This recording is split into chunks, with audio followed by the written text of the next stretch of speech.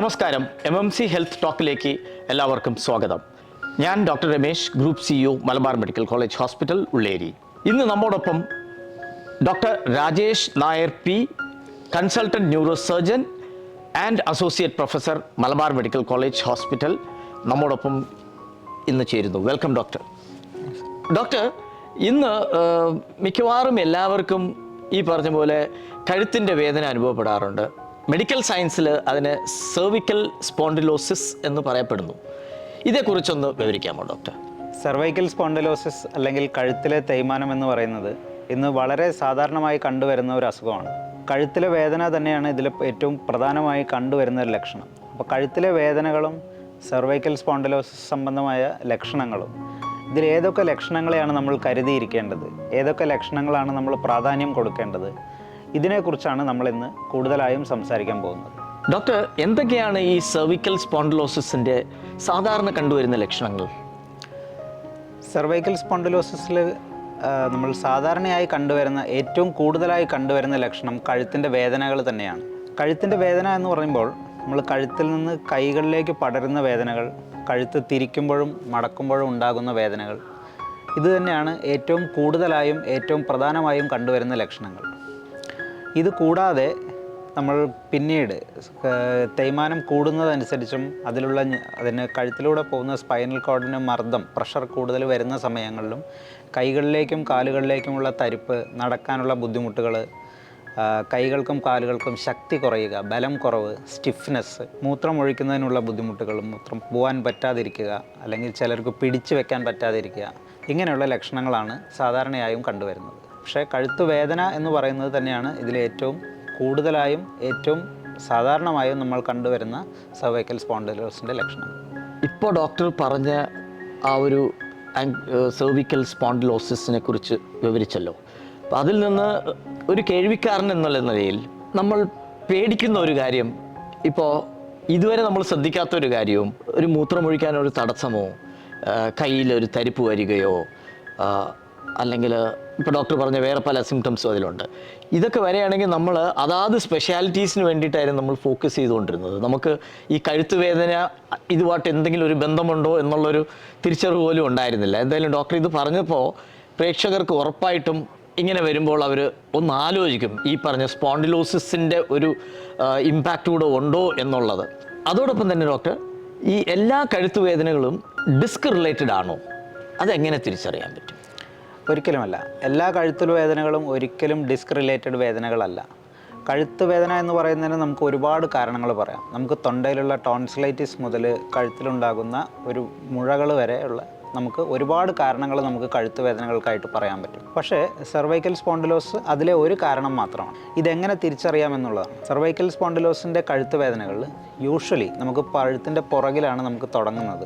രണ്ടാമത് കഴുത്ത് അനങ്ങുമ്പോൾ, കഴുത്ത് തിരിക്കുമ്പോഴും മടക്ക് നിവർത്തുകയും ചെയ്യുമ്പോഴും ചരിക്കുമ്പോഴും ഒക്കെ വേദനകൾ കൂടി വരും.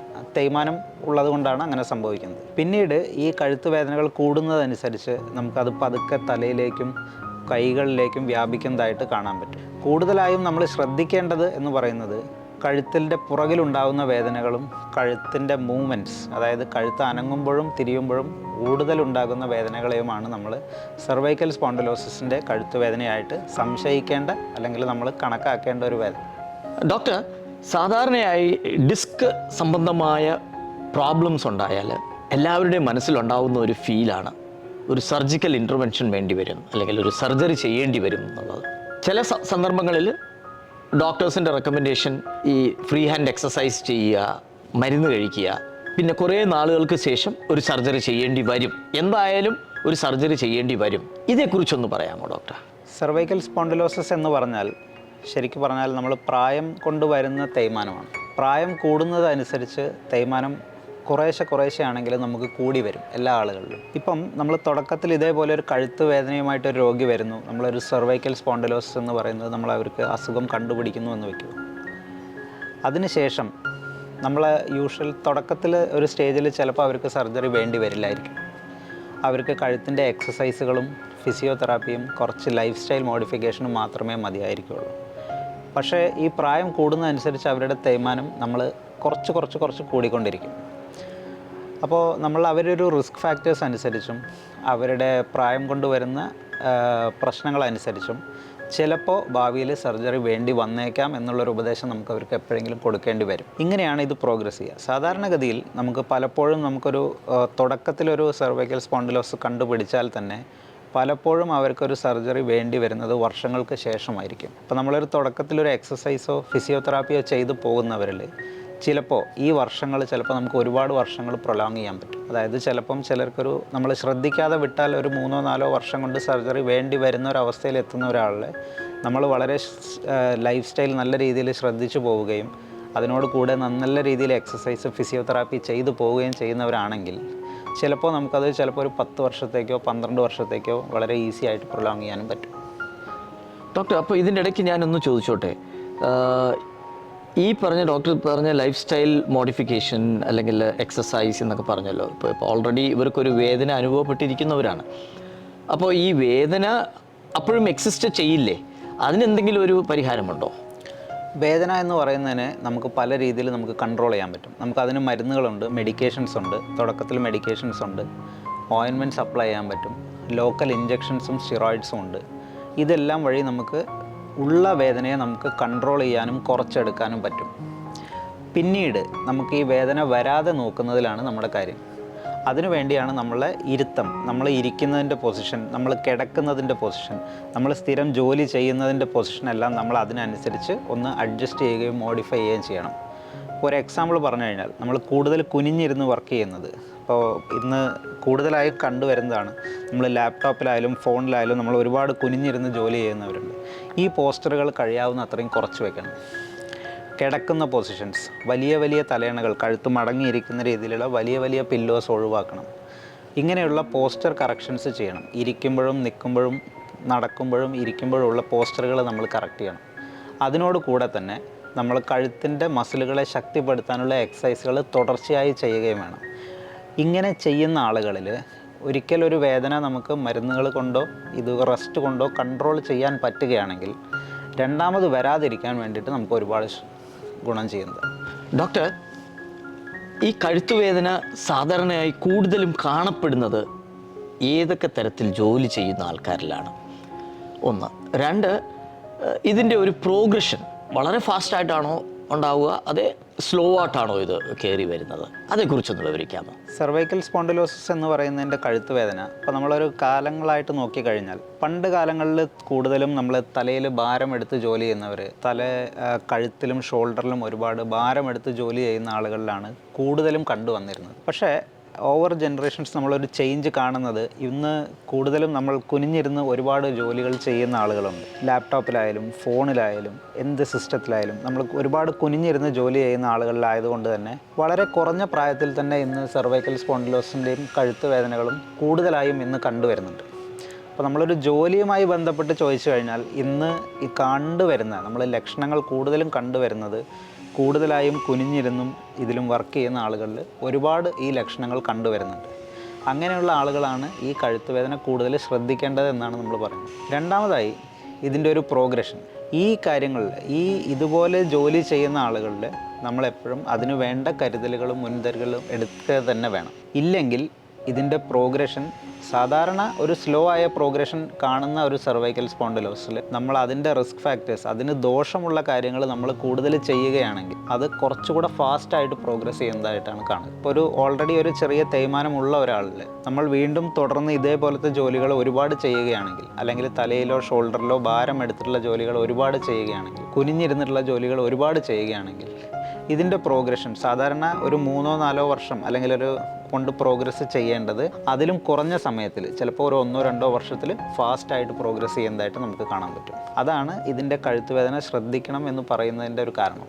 ഡോക്ടർ, അപ്പോൾ അതോടൊപ്പം ഞാൻ ഒരു കാര്യം കൂടി ചോദിച്ചോട്ടെ. അതായത് നമ്മൾ ഈ പറഞ്ഞ പോലെ ഡോക്ടർ പറഞ്ഞ പോലെ ഭാരമുള്ള ഇത് ചുമക്കുന്നതും അല്ലെങ്കിൽ ഒരു പോസ്ചർ മെയിൻറ്റെയിൻ ചെയ്ത് കണ്ടിന്യൂസ് ആയിട്ട് ഇരിക്കുന്നവർക്കും കാണപ്പെടുന്ന ഒരു വളരെ ഫാസ്റ്റായിട്ട് ഉണ്ടാകുമെന്ന് ഡോക്ടർ പറഞ്ഞു. അതോടൊപ്പം ചെറുപ്പകാലങ്ങളിൽ കളിക്കുകയും ഓടുകയും ചാടുകയും അല്ലെങ്കിൽ ഒരു ടീനേജ് അഡൾട്ട് ഏജിലോട്ട് കയറുമ്പോൾ എവിടെയെങ്കിലും നല്ലൊരു വീഴ്ച പറ്റിയിട്ടുണ്ട്. അതിൻ്റെ ഇമ്പാക്റ്റ് പിൽക്കാലത്ത്, അതായത് ഒരു 10 വർഷം കഴിഞ്ഞിട്ട് ഈ പറഞ്ഞ കഴുത്തുവേദനയ്ക്ക് അല്ലെങ്കിൽ സെർവിക്കൽ സ്പോണ്ടിലോസിസിന് ഉണ്ടാകാനുള്ള ഒരു ഓപ്പർച്യൂണിറ്റി എത്രത്തോളമുണ്ട്? സെർവൈക്കൽ കഴുത്തിനൊരു പരിക്ക് പറ്റുന്നത് നമ്മുടെ കഴുത്തിൻ്റെ എല്ലുകൾക്കും അവിടെയുള്ള ലിഗമെൻറ്റ്സുകൾക്കും എല്ലാം പരിക്കുകൾ പറ്റാം.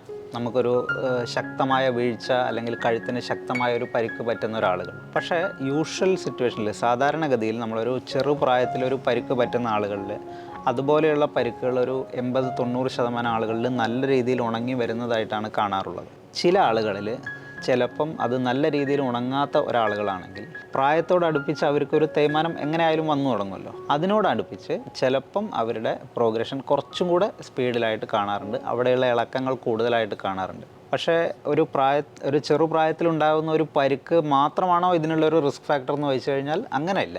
വളരെ ചുരുക്കം ആളുകളിൽ മാത്രമേ ചെറിയ പ്രായത്തിൽ വരുന്ന ഒരു വീഴ്ചകളോ പരിക്കുകളോ നമുക്ക് ഈ ഒരു സെർവൈക്കൽ സ്പോണ്ടിലോസിന് പ്രധാനപ്പെട്ട ഒരു കാരണമായിട്ടും ഒരു സർജറിക്ക് ആവശ്യം വരുന്ന ഒരു അവസ്ഥയിലേക്കും പോകാറുള്ളൂ. അല്ലാത്തതെല്ലാം ബാക്കി നമ്മളെ പ്രായം കൊണ്ടും നമ്മുടെ ജോലി അനുസരിച്ചും വരുന്ന മാറ്റങ്ങൾ കൊണ്ടാണ് കൂടുതലും കണ്ടുവരുന്നത്. ഒരു ചെറിയ സംശയമാണ്. നമ്മൾ മിക്കവാറും ഈ കഴുത്ത് വേദന ഉള്ളവരെയൊക്കെ നമ്മൾ ഒരു കോളർ പോലത്തെ ഒരു സാധനം ഉപയോഗിക്കുന്നത് കണ്ടിട്ടുണ്ട്. അതുകൊണ്ട് എന്തെങ്കിലും ഒരു ഉപയോഗമുണ്ടോ? സെർവൈക്കൽ കോളർ എന്ന് പറയുന്ന സാധനത്തിന് സെർവൈക്കൽ സ്പോണ്ടിലോസിൽ വലിയ ഉപയോഗങ്ങളൊന്നുമില്ല.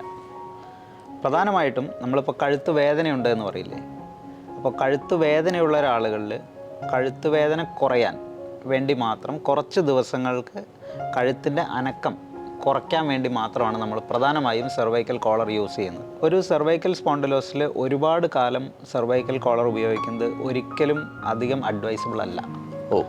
കാരണം നമ്മൾ കൂടുതൽ കാലം നമ്മൾ സെർവൈക്കൽ കോളർ ഇട്ട് വെക്കുകയാണെങ്കിൽ നമ്മളെ കഴുത്തിൻ്റെ മൂവ്മെൻറ്റ്സ് കുറയുകയാണ് ചെയ്യുന്നത്, അനക്കം കുറയുകയാണ് ചെയ്യുന്നത്. അതിനനുസരിച്ച് നമ്മുടെ കഴുത്തിൻ്റെ മസിലുകൾ ശോഷിക്കുകയാണ് ചെയ്യുക. ഇങ്ങനെ ശോഷിച്ച് വരുന്നത് എപ്പോഴും നിങ്ങളുടെ സ്പോണ്ടിലോസിന് നല്ലതല്ല. എപ്പോഴും നമ്മളുടെ സെർവൈക്കൽ സ്പോണ്ടിലോസിന് വേണ്ടത് നമ്മളെ മസിലുകൾക്ക് ആവശ്യത്തിന് ശക്തി വേണം എന്നാണ് പറയുന്നത്. അതിനുവേണ്ടിയാണ് നമ്മൾ എക്സസൈസുകളും ഫിസിയോതെറാപ്പികളും നമ്മൾ ആളുകളെ പഠിപ്പിച്ചു വിടുന്നതും അതിൽ സ്ഥിരമായി ചെയ്യാനും തുടർച്ചയായി ചെയ്യാനും പറയുന്നത് തന്നെ അതിനു വേണ്ടിയാണ്. അപ്പോൾ ഒരിക്കലും സെർവൈക്കൽ കോളർ നമ്മൾ കൂടുതൽ കാലം ഉപയോഗിക്കുകയാണെങ്കിൽ മസിലുകളുടെ ശക്തി കുറയുകയും അതുവഴി തേയ്മാനവും അത് കൊണ്ടുള്ള കഴുത്തിൻ്റെ അലൈൻമെൻറ്റ് ഷേപ്പിൽ മാറ്റം വരാനുള്ള സാധ്യതകൾ കൂടി വരികയാണ് ചെയ്യുക. അപ്പോൾ ഇൻ കേസ് നമ്മൾ പറയുകയാണെങ്കിൽ സെർവൈക്കൽ സ്പോണ്ടിലോസിൻ്റെ പ്രോഗ്രഷൻ കൂട്ടാൻ സഹായിക്കുകയുള്ളൂ പലപ്പോഴും. അപ്പോൾ എപ്പോഴും ചെറിയൊരു കാലത്തേക്ക് നമുക്ക് സെർവൈക്കൽ കോളർ യൂസ് ചെയ്യുന്നതിൽ തെറ്റില്ല, വേദന കുറയുന്നത് വരെ. പക്ഷെ അത് കഴിഞ്ഞാൽ പിന്നീട് നമ്മൾ മസിൽ സ്ട്രെങ്തനിങ് എക്സസൈസുകളിലേക്ക് പോകുന്നതാണ് അതിൻ്റെ കറക്റ്റ് ട്രീറ്റ്മെൻറ്റ്. ഇപ്പോൾ ഈ കോളർ ഉപയോഗിക്കുന്നവർ രാത്രി കാലങ്ങളിലും അത് ഉപയോഗിക്കണമെന്നാണോ? അതിൽ റെസ്ട്രിക്ഷൻ എന്തെങ്കിലും ഉണ്ടോ? ഇല്ല, യൂഷ്വലി നമ്മൾ പറയുന്നത് രാത്രി കാലങ്ങളിൽ കോളറിൻ്റെ വലിയ അത്യാവശ്യമില്ല. നമുക്ക് നല്ല കഴുത്ത് വേദന വരുന്ന ഒരു സമയങ്ങളിൽ എപ്പോഴൊക്കെയാണോ നമുക്ക് കഴുത്ത് വേദന കുറയേണ്ടത്. ഇപ്പോൾ ചിലർക്ക് രാത്രി നല്ലോണം വേദനയുള്ളവരുണ്ടാവും, കുറച്ച് ദിവസം ഉപയോഗിച്ചോളൂ, കുഴപ്പമില്ല. അല്ലാത്തവരാണെങ്കിൽ, കിടക്കുമ്പോൾ വലിയ വേദനകൾ ഇല്ലാത്തവരാണെങ്കിൽ നമ്മൾ യൂഷ്വൽ നടക്കുക, നിൽക്കുക, ഇരിക്കുന്ന സമയങ്ങളിൽ കുറച്ച് ദിവസം കഴുത്ത് വേദനയുള്ള ദിവസം മാത്രം ഉപയോഗിക്കുക. ആ വേദന കുറഞ്ഞു വരുന്ന ഒരു സമയങ്ങളിൽ കോളർ നിങ്ങൾക്ക് ഉപയോഗിക്കാം. സാധാരണഗതിയിൽ അതൊരു 1-2 ആഴ്ച വരെ മാക്സിമം വേണ്ടി വരാറുള്ളൂ. ഡോക്ടർ, അപ്പോൾ ഇതിലൊരു കാര്യം കൂടി ചോദിച്ചോട്ടെ ഡോക്ടർ. ഇത്രയും വിശദീകരിച്ച് പറഞ്ഞ സ്ഥിതിക്ക് നമുക്ക് ഈ കോളർ ബാൻഡ് ചെയ്ത് അല്ലെങ്കിൽ ടൈ ചെയ്ത് അല്ലെങ്കിൽ ലോക്ക് ചെയ്ത് വെക്കുന്നതിന് എന്തെങ്കിലും ഒരു രീതി ഉണ്ടോ? അല്ലെങ്കിൽ അതിനെന്തെങ്കിലും ഒരു പർട്ടിക്കുലർ പ്രഷർ കൊടുത്ത് ഇത്ര പിടുത്തത്തിൽ വെക്കണം, അല്ലെങ്കിൽ ഒരു ടൈറ്റ്നസ് ഉണ്ടല്ലോ, അതിനെക്കുറിച്ച് എന്തെങ്കിലും ഡീറ്റെയിൽ ആയിട്ട് നമ്മൾ അറിയേണ്ടതായിട്ടുണ്ടോ? ഇല്ല, കോളർ വെക്കുന്ന രീതിയിലേക്കാൾ കൂടുതൽ അതിൻ്റെ കറക്റ്റ് സൈസും കറക്റ്റ് ഷേപ്പും ആയിരിക്കണം എന്നുള്ളതേ ഉള്ളൂ. നമ്മളെ കഴുത്തിൻ്റെ ഷേപ്പിനനുസരിച്ചുള്ള correct size of collar correct ആയിരിക്കണം. ലൂസ് ആവാൻ പാടില്ല, ഒരുപാട് ടൈറ്റ് ആക്കേണ്ട ആവശ്യമൊന്നുമില്ല. കഴുത്തിൻ്റെ അനക്കങ്ങൾ കുറയുക, തല കോളറിൽ റെസ്റ്റ് ചെയ്യുക, ഇത് മാത്രമാണ് അതിൻ്റെ പ്രിൻസിപ്പിൾ എന്ന് പറയുന്നത്. അപ്പോൾ എപ്പോഴും നമ്മളെ കോളർ എന്ന് പറയുന്നത് ലൂസ് ആവാതെ ഷേപ്പ് കറക്റ്റായിരിക്കുക എന്നുള്ളത് മാത്രമേ ഉള്ളൂ. അത് വെക്കുന്നതിൻ്റെ പ്രഷറുമായിട്ട് ഇതിന് വലിയ ബന്ധമൊന്നുമില്ല. അപ്പോൾ നമുക്ക് മാർക്കറ്റിൽ ഈ പറഞ്ഞ പോലെ ഡോക്ടർ പറഞ്ഞതുപോലെ ഓരോരുത്തർക്കും അനുയോജ്യമായ സൈസസ് ലഭ്യമാണ്. സ്മോൾ, മീഡിയം, ലാർജ് അങ്ങനെയുള്ള സൈസുകളിൽ കോളർ അവൈലബിൾ ആണ്. അപ്പോൾ നമ്മുടെ കഴുത്തിൻ്റെ വലുപ്പവും നീളവും വീതിയും അനുസരിച്ച് നമുക്ക് അതിനുള്ള സൈസ്, ഷേപ്പ് നമുക്ക് മെയിൻറ്റെയിൻ ചെയ്തെടുക്കാൻ പറ്റും. ഇന്ന് ഒരുപാട് കോളറുകൾ അങ്ങനെ അവൈലബിൾ ആണ്. ഈ കഴുത്ത് വേദനയെക്കുറിച്ച് അല്ലെങ്കിൽ സെർവിക്കൽ സ്പോണ്ടിലോസിസിനെ കുറിച്ച് പറഞ്ഞു. അപ്പോൾ അതിൽ നമുക്ക് ഒരു സർജിക്കൽ ഇൻ്റർവെൻഷൻ വേണ്ടി വരുമെന്നും ഡോക്ടർ പറഞ്ഞു. അങ്ങനെ ചെയ്യേണ്ടി വന്നാൽ ഇതിൻ്റെ ഡയഗ്നോസ്റ്റിക് രീതികൾ എന്തൊക്കെയാണ്? ഇത് ഏതൊക്കെ തരത്തിലുള്ള രോഗികളിലാണ് നമുക്ക് ഈ സർജറി ചെയ്യേണ്ടി വരുന്നത്? ഇത് കഴുത്തിൻ്റെ ഏത് ഭാഗത്തായിരിക്കും ഈ ഒരു സർജറി ചെയ്യുന്നത്? ഒന്ന് വിവരിക്കാമോ? സെർവൈക്കൽ സ്പോണ്ടിലോസിസ് എന്ന് പറയുന്ന ഇപ്പോൾ നമ്മൾ പറഞ്ഞ ലക്ഷണങ്ങളുമായിട്ട് ഒരു രോഗി വരികയാണെങ്കിൽ നമ്മളുടെ സാധാരണ നമ്മളുടെ ഡയഗ്നോസ്റ്റിക് പ്രൊസീജിയേഴ്സ് എന്ന് പറയുന്നത് കഴുത്തിൻ്റെ X-ray, CT scan, MRI scan, ഈ 3 എണ്ണമാണ് നമുക്ക് ഏറ്റവും ഗുണം തരുന്ന അല്ലെങ്കിൽ ഏറ്റവും ഇൻഫർമേഷൻസ് തരുന്ന പരിശോധനകൾ. ഇതിൽ കഴുത്തിൽ നമ്മൾ എക്സ്റേ ആണ് തുടക്കത്തിൽ നമ്മൾ എടുക്കുന്നത്. പക്ഷെ അതിനകത്ത് എല്ലിൻ്റെ ബലവും എല്ലിൻ്റെ അലൈൻമെൻറ്റിനെ കുറിച്ചും മാത്രമേ നമുക്ക് അതിനകത്തു നിന്നുള്ള ഇൻഫർമേഷൻസ് കിട്ടുള്ളൂ. ഏറ്റവും കൂടുതൽ ഇൻഫർമേഷൻ, ഏറ്റവും കൂടുതൽ വിവരങ്ങൾ അല്ലെങ്കിൽ സെർവൈക്കൽ സ്പോണ്ടിലോസിനെ കുറിച്ചുള്ള ഇൻഫർമേഷൻ നമുക്ക് കിട്ടുന്നത് MRI സ്കാനിലൂടെ തന്നെയാണ്.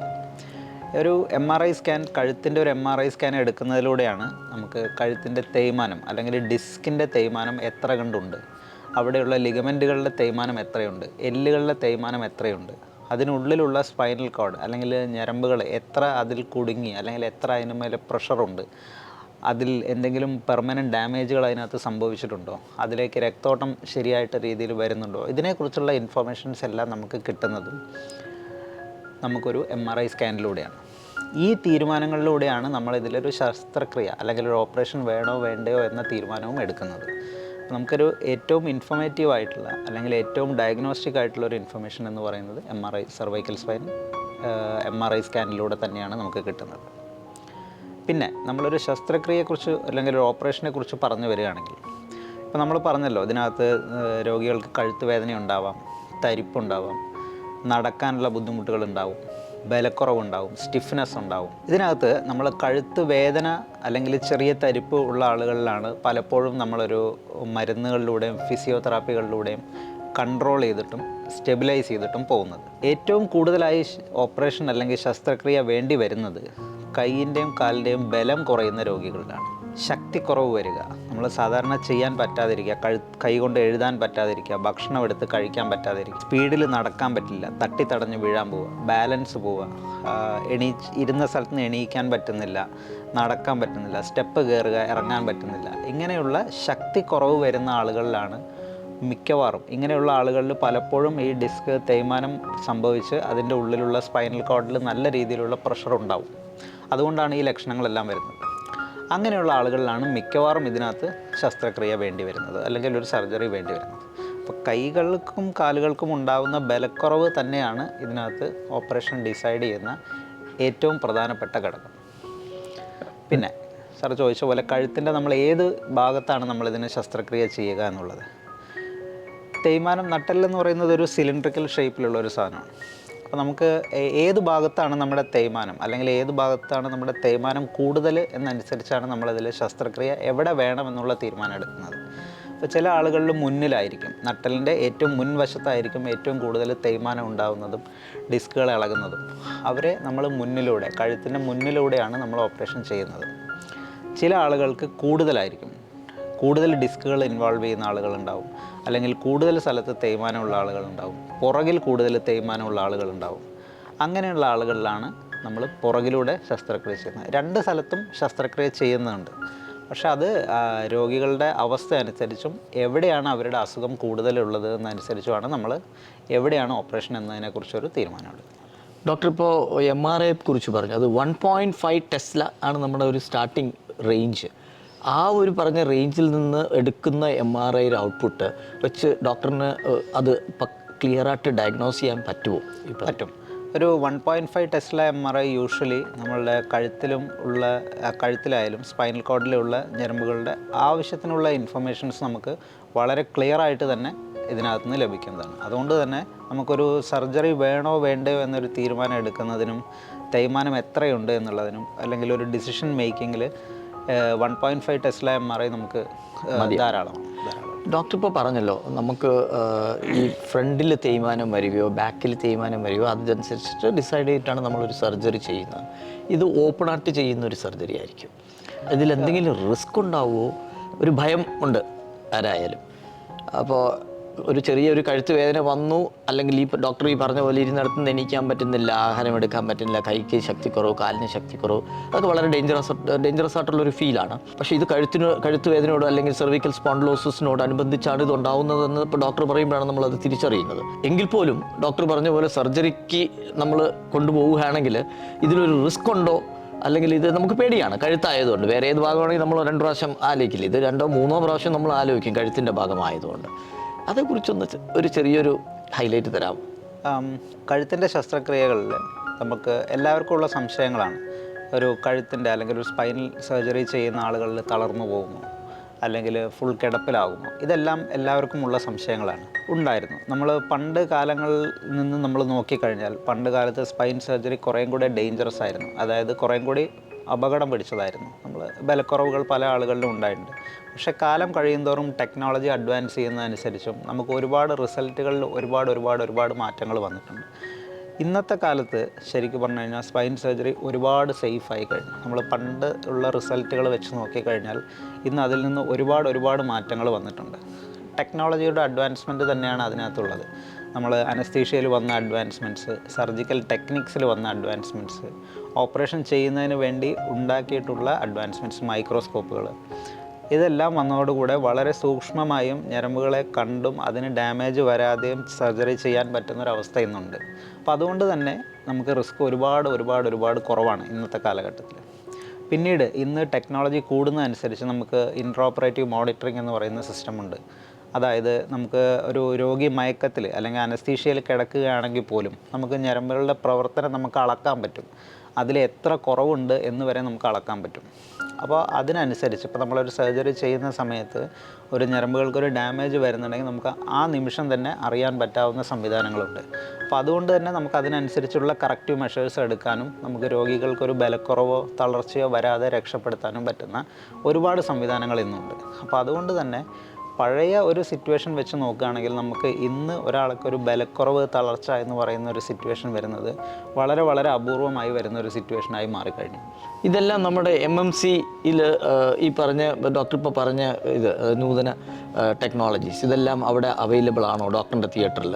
അതെ, ഇന്ന് നമുക്ക് ഇവിടെ ഇപ്പോൾ ഇന്ന് ഒരു സ്പൈൻ സർജറി ചെയ്യാൻ അല്ലെങ്കിൽ സേഫായിട്ടൊരു സ്പൈൻ സർജറി ചെയ്യാൻ നമുക്ക് ഒരു യൂഷ്വൽ ഒരു സ്പൈൻ സെൻറ്ററിൽ ആവശ്യമുള്ള സാധനങ്ങൾ, അതായത് നമുക്കൊരു നല്ല മൈക്രോസ്കോപ്പ്, ഓപ്പറേറ്റ് ചെയ്യാനുള്ള ഒരു മൈക്രോസ്കോപ്പ്, പിന്നെ നമുക്കതിന് വേണ്ട ഡ്രിൽ സിസ്റ്റംസ് അല്ലെങ്കിൽ ഇൻട്രോ ഓപ്പറേറ്റീവ് മോണിറ്ററിംഗ് സിസ്റ്റംസ്, ഇതെല്ലാമാണ് നമുക്കൊരു യൂഷ്വൽ സ്പൈൻ സർജറി ചെയ്യാൻ സേഫായിട്ട് ചെയ്യാൻ വേണ്ടുന്ന അത്യാവശ്യം വേണ്ടുന്ന എല്ലാ സാധനങ്ങളും. ഇതെല്ലാം നമുക്കിന്ന് ഇവിടെ അവൈലബിൾ ആണ്. നമ്മൾ ഈ ന്യൂറോ നാവിഗേഷൻ എന്ന് പറഞ്ഞൊരു ഇതിനെ പറ്റി കേട്ടിട്ടുണ്ട്. അത് ഇതിന് ഈ സ്പൈൻ സർജറിക്ക് ഉപയോഗമാണ് ഉള്ളതാണ്. നാവിഗേഷൻ എന്ന് പറയുന്നത് സ്പൈൻ സർജറിക്ക് സഹായകമാണ്. സാധാരണ വെറും ഒരു ഡിസ്ക് സർജറിക്ക് നാവിഗേഷൻ അത്രയ്ക്ക് ഉപയോഗമില്ലെങ്കിൽ പോലും കൂടുതൽ കോംപ്ലക്സ് ആയിട്ടുള്ള ഡിസ്ക് സർജറികളിലും അല്ലെങ്കിൽ ഇതിനകത്ത് ചില ആളുകളിൽ നമുക്ക് ഇതിൽ ഇംപ്ലാന്റ്സ്, ടൈറ്റാനിയം ഇംപ്ലാന്റ്സ് വെക്കേണ്ട ആവശ്യമുണ്ട്. ഈ ഇംപ്ലാന്റ്സ് വെക്കുന്നതിന് നമുക്ക് ഒരുപാട് സഹായകമാണ് ന്യൂറോ നാവിഗേഷൻ എന്ന് പറയുന്ന സിസ്റ്റവും. അതും ഡോക്ടറിൻ്റെ തിയേറ്ററിൽ ന്യൂറോ നാവിഗേഷൻ സിസ്റ്റവും നമുക്ക് അവൈലബിൾ ആണ്. Thank you doctor. ഡോക്ടർ, ഈ പറഞ്ഞ കഴുത്ത് വേദനയുള്ള അല്ലെങ്കിൽ സെർവിക്കൽ സ്പോണ്ടിലോസിസ് ഉള്ള രോഗികളിൽ ശസ്ത്രക്രിയ നേരത്തെ ചെയ്യുന്നതുകൊണ്ട് എന്തെങ്കിലും ഉപയോഗമുണ്ടോ? 1. 2, ഇപ്പോൾ ഡോക്ടർ പറഞ്ഞു ഈ പറഞ്ഞ ശസ്ത്രക്രിയ നമ്മൾ ചെയ്താൽ ഇവർക്ക് എത്ര ദിവസം കൊണ്ട് തിരിച്ച് അവരുടെ ജോലിയിലോട്ട് പോകാൻ പറ്റും? 3, ഈ പറഞ്ഞ ശസ്ത്രക്രിയ ചെയ്യുന്നത് കൊണ്ട് അവർക്ക് എത്രത്തോളം നമുക്കൊരു ഗ്യാരണ്ടി കൊടുക്കാൻ പറ്റും ഇതിനി തിരിച്ചു വരില്ല? 1, അതായത് ഈ ശസ്ത്രക്രിയ ചെയ്ത സ്ഥലങ്ങളിൽ. 2, ഇത് ചെയ്തത് കൊണ്ട് ഇനി വേറെ ഏതെങ്കിലും ഡിസ്കുകൾക്ക് തേയ്മാനം ഉണ്ടാകുമോ എന്നുള്ളതും കൂടെ ഇതിനെക്കുറിച്ചൊന്ന് വിവരിച്ചു തരാമോ ഡോക്ടറെ? സെർവൈക്കൽ സ്പോണ്ടിലോസിസ് എന്ന് പറയുന്ന അസുഖം, ഇതിൻ്റെ ഉള്ളിൽ നമ്മൾ സാറ് ചോദിച്ചല്ലോ നേരത്തെ ചെയ്യുന്നത് കൊണ്ട് നമുക്ക് ഗുണമുണ്ടോ എന്നുള്ളത്. ഇതിൽ ഞാൻ പറഞ്ഞല്ലോ ബലക്കുറവ് എന്ന് പറയുന്നത് അല്ലെങ്കിൽ കൈകൾക്കും കാലുകൾക്കും വരുന്ന ബലക്കുറവാണ് ഇതിനകത്ത് ശസ്ത്രക്രിയ വേണം എന്ന് തീരുമാനിക്കുന്ന ഏറ്റവും പ്രധാനപ്പെട്ട ഘടകം. അങ്ങനെയുള്ള ആളുകളിൽ നമ്മൾ സാധാരണയായി കണ്ടുവരുന്നത് നമ്മളൊരു MRI സ്കാൻ എടുക്കുമ്പോൾ അതിനകത്ത് സ്പൈനൽ കോഡ് നല്ല രീതിയിൽ കുടുങ്ങിയിരിക്കുന്നതും നല്ല രീതിയിൽ പ്രഷർ ഉള്ളതായിട്ടാണ് കാണുന്നത്. ഇങ്ങനെയുള്ള ആളുകളിലാണ് നമുക്ക് ഒരു സർജറി വേണ്ടി വരുന്നത്. അപ്പോൾ ഇങ്ങനെയുള്ള ആളുകൾ നമ്മൾ വേഗം നേരത്തെ ചെയ്യാൻ തന്നെയാണ് അഡ്വൈസ് ചെയ്യുന്നത്. കാരണം നമ്മൾ കുറച്ച് കാലം നമ്മൾ അങ്ങനെ ആ സ്പൈനൽ കോഡ് അതിൻ്റെ ഉള്ളിൽ ആ പ്രഷർ അല്ലെങ്കിൽ അതിൻ്റെ ഉള്ളിൽ കുടുങ്ങിയിരിക്കുകയാണെങ്കിൽ കാലം കഴിയുന്തോറും ഇതിനുള്ള സ്പൈനൽ കോഡിൽ ഡാമേജുകൾ വന്നുകൊണ്ടിരിക്കും. ഈ ഡാമേജുകൾ യൂഷ്വലി പെർമനൻറ്റ് ഡാമേജുകൾ ആയിക്കൊണ്ടേയിരിക്കും. ഇതിനുള്ള ഓരോ ന്യൂറോൺസും പതുക്കെ നശിച്ചു പോയിക്കൊണ്ടേയിരിക്കും. ഇങ്ങനെ ഒരു അവസ്ഥയിലേക്ക് പോയാൽ പിന്നീട് രോഗിയുടെ റിക്കവറി എന്ന് പറയുന്നത് അല്ലെങ്കിൽ ശരിയായി വരുന്നത്, ഉള്ള ബലക്കുറവ് ശരിയായി വരുന്നതിനെ അത് വളരെ ബാധിക്കുന്നതാണ് കാണുന്നത്. അപ്പോൾ നമ്മളൊരു നേരത്തെ ഒരു സർജറി ചെയ്യുകയാണ്, അതിലുള്ള ഞരമ്പുകൾക്ക് അല്ലെങ്കിൽ ന്യൂറോൺസിന് ഡാമേജ് വരുന്നതിന് മുന്നേ നമ്മൾ അവിടെ ഒരു കറക്റ്റീവ് മെഷർ ചെയ്യുകയാണെങ്കിൽ ഇതിലൊരു പെർമനൻറ്റ് ഡാമേജ് വരാതിരിക്കാനും ഇയാളുടെ ബലക്കുറവ് പൂർണ്ണമായൊരവസ്ഥയിലേക്ക് റിക്കവർ ചെയ്തിട്ട് നല്ലൊരു ലെവലിലേക്ക് റിക്കവറി കിട്ടാനുള്ള സാധ്യതകൾ വളരെ കൂടുതലാണ്. അപ്പോൾ നമ്മളൊരു സെർവൈക്കൽ സ്പോണ്ടിലോസിസ് ഡയഗ്നോസ് ചെയ്ത് സ്പൈനൽ കോഡ് കുടുങ്ങിയിരിക്കുന്ന അവസ്ഥയിൽ പലരും ചെയ്യുന്നതിൻ്റെ പേടി അല്ലെങ്കിൽ ഒരു ഭയം മൂലം ഒരുപാട് കാലം വൈകിച്ചാണ് ചെയ്യാറുള്ളത്. അങ്ങനെ ചെയ്യുമ്പോൾ ഉണ്ടാകുന്ന ദോഷം ഇതാണ്, നമുക്ക് ഒരുപാട് ഇതിനകത്തുള്ള ന്യൂറോൺസ് നശിച്ചു പോയി കഴിഞ്ഞാൽ പിന്നീട് നിങ്ങളുടെ റിക്കവറി ഒരിക്കലും നിങ്ങൾക്ക് പൂർണ്ണമായൊരവസ്ഥയിൽ കിട്ടില്ല. ഈവൻ നിങ്ങൾ എത്രയും നല്ല ഫിസിയോതെറാപ്പി ചെയ്താൽ പോലും നിങ്ങൾക്ക് പൂർണ്ണമായ റിക്കവറി കിട്ടില്ല. അപ്പോൾ അങ്ങനെ ഒരു സ്റ്റേജ് വരുമ്പോൾ നമ്മളെപ്പോഴും പറയുന്നത് ഇതിനകത്ത് കഴിയാവുന്നത് നേരത്തെ ചെയ്യാൻ തന്നെയാണ് ഇതിൽ അഡ്വൈസ് ചെയ്യുന്നത്.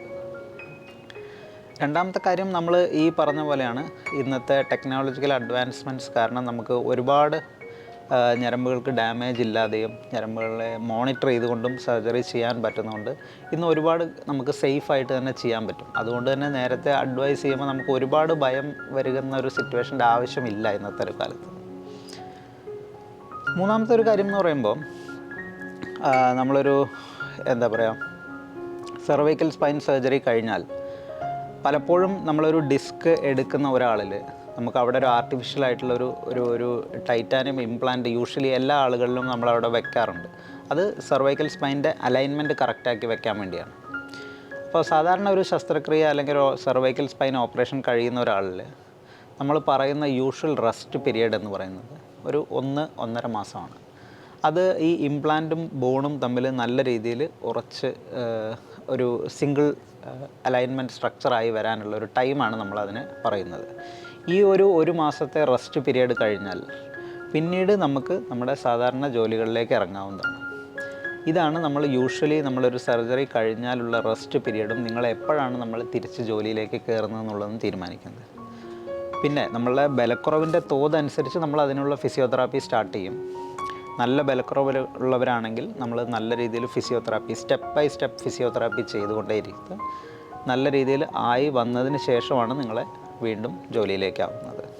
അപ്പോൾ നമ്മളൊരു നേരത്തെ ഒരു സ്റ്റേജിൽ നമ്മളൊരു സർജറി ചെയ്ത് വലിയ പ്രശ്നമില്ലാത്ത ലെവലിലുള്ളവരാണെങ്കിൽ നമ്മൾ യൂഷ്വലി കണ്ടുവരുന്നത് ഒരു 1-1.5 മാസം കഴിയുന്ന സമയങ്ങളിൽ യൂഷ്വലി നല്ല രീതിയിൽ ബാക്ക് ടു വർക്ക് എന്ന സിറ്റുവേഷനിലാണ് നമ്മൾ കണ്ടുവരുന്നത്.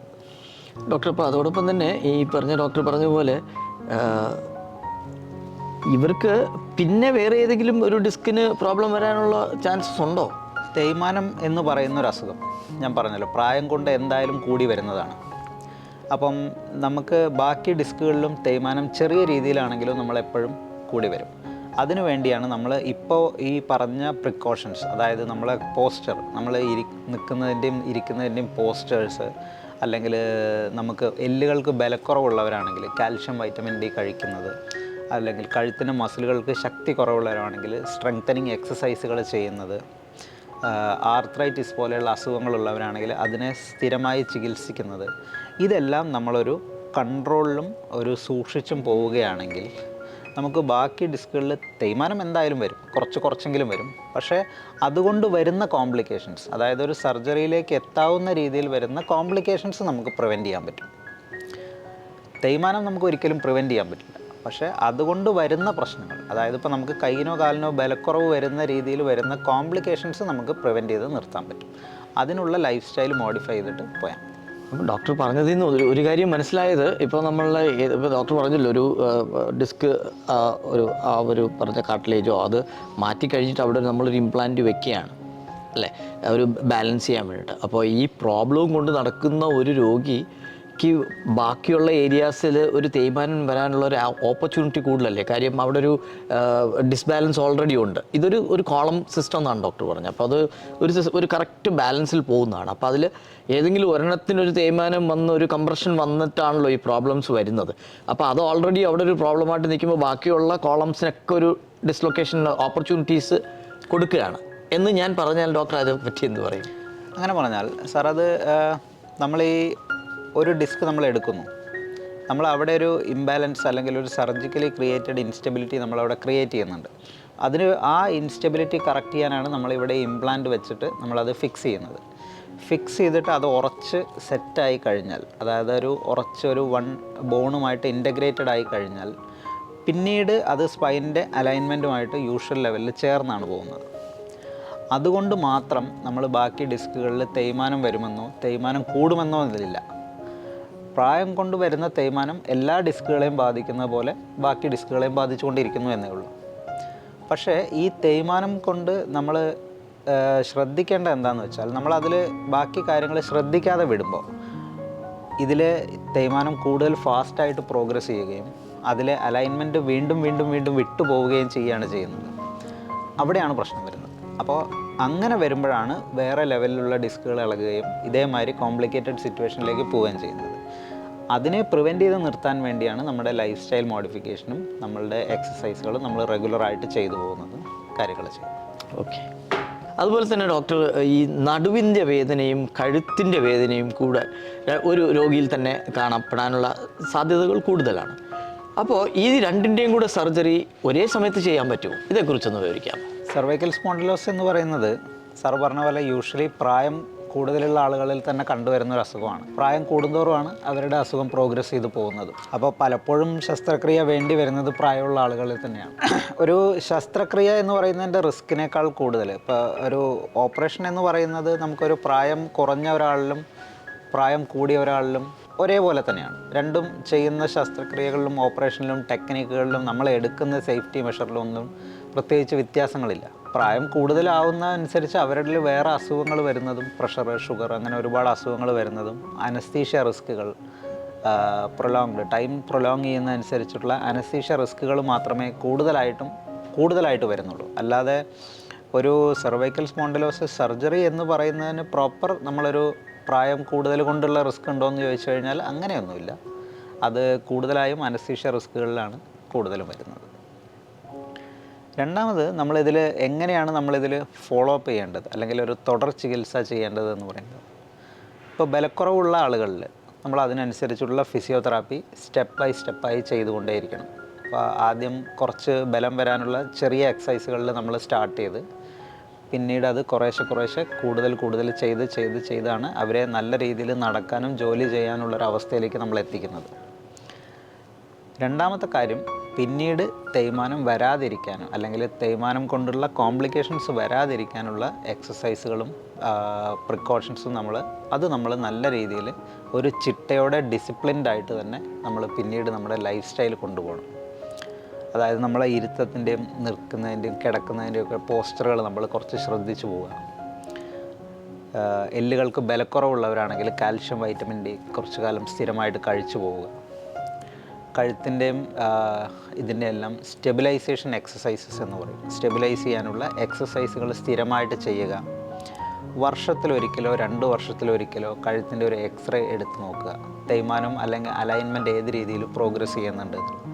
അപ്പോൾ പലപ്പോഴും നമ്മളൊരു ശസ്ത്രക്രിയ അല്ലെങ്കിൽ ഒരു സർജറി കഴിഞ്ഞ ഒരാളുകളിൽ അവരൊരു ഫിസിയോതെറാപ്പി ചെയ്ത് അവർ പഴയ ലെവലിലേക്ക്, നോർമൽ ലെവലിൽ ജോലി ചെയ്ത് പോകുന്നവരാണെങ്കിലും നമ്മൾ കൊടുക്കുന്നൊരു ഉപദേശം എന്ന് പറയുന്നത് എക്സസൈസുകൾ ഒരിക്കലും മുടക്കരുത്. കഴുത്തിൻ്റെ ഒരു വർഷം, അടുത്തൊരു 2-3 വർഷത്തേക്കെങ്കിലും വർഷത്തിലൊരിക്കൽ കഴുത്തിൻ്റെ ഒരു എക്സ്റേ എടുത്തിട്ട് ഒന്ന് റിവ്യൂ ചെയ്യാൻ നമ്മൾ പറയാറുണ്ട്. കാരണം അത് ബാക്കിയുള്ള ഡിസ്കുകളിലും ഇതിൻ്റെ തേയ്മാനം ഏത് രീതിയിലാണ് അവർ പ്രോഗ്രസ് ചെയ്യുന്നത്, നമ്മളിപ്പോൾ പറയുന്ന ലൈഫ് സ്റ്റൈൽ മോഡിഫിക്കേഷനും എക്സസൈസും കൊണ്ട് ഒരു ലെവലിൽ സ്റ്റേബിളായി നിൽക്കുന്നുണ്ടോ, അതോ എന്നിട്ടും അത് പ്രോഗ്രസ് ചെയ്ത് പോവുകയാണോ എന്ന് നോക്കാൻ വേണ്ടിയാണ്. അപ്പോൾ അതിനനുസരിച്ചാണ് പിന്നീട് നമ്മൾ അവരുടെ ലൈഫ് സ്റ്റൈലിലോ അല്ലെങ്കിൽ അവരുടെ ജോലികളിലോ എന്തെങ്കിലും മാറ്റം വരുത്തണോ, പ്രോഗ്രസ് ചെയ്യണോ എന്നുള്ളത് നമ്മളൊരു തീരുമാനം എടുക്കുന്നത്. പിന്നെ സാറ് ചോദിച്ച പോലെ നമുക്ക് നടുവിൻ്റെയും കഴുത്തിൻ്റെയും, ഇപ്പം നമ്മൾ ഏറ്റവും കൂടുതൽ അനങ്ങുന്ന, നമ്മുടെ മൂവ്മെൻറ്റ്സ് ഏറ്റവും കൂടുതലുള്ള 2 സ്ഥലമാണ് കഴുത്ത്, നടുവ് എന്ന് പറയുന്നത്.